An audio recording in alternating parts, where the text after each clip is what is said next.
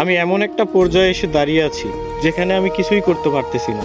না পারতেছি পরিবারের মানুষের স্বপ্ন পূরণ করতে, না পারতেছি নিজের স্বপ্নগুলো পূরণ করতে। আসলে একদম জীবনটা আমার থমকে গেছে। আমি কিছুই করতে পারতেছি না। কি হচ্ছে আমার জীবনের সাথে, কেন হচ্ছে, এই হিসাবগুলো আমি মিলাতে পারতেছি না। বিশ্বাস করেন ভাই, প্রচুর পরিমাণে ডিপ্রেশন কাজ করতেছে ভিতরে। আমি অনেক ডিপ্রেশনের মধ্যে আছি। আমার জীবনের সাথে কেন এগুলো হচ্ছে আমি নিজেও জানি না। তবে একটা জিনিস কি, কোনো কিছুর হিসাব আমি মিলাতে পারতেছি না। একটা সময় ডিপ্রেশন কি জিনিস জানতাম না, এখন জানতেছি। তবে একটা কথা মাথায় রাখবেন, ডিপ্রেশন বিভিন্ন ধরনের হয়। শুধুমাত্র প্রেম বিচ্ছেদের কারণেই যে মানুষ ডিপ্রেশনে ভোগে, বিষয়টা এমন না। সবচেয়ে ভয়ানক ডিপ্রেশন হচ্ছে ফ্যামিলি প্রবলেম। হ্যাঁ, এগুলো আপনারা বুঝবেন না। যারা মধ্যবিত্ত পরিবারের, একমাত্র তারাই বুঝবে। ডিপ্রেশন অনেক কঠিন একটা জিনিস। এখান থেকে সহজে কেউ বের হতে পারে না, কেউ ডিপ্রেশন কাটিয়ে উঠতে পারে না।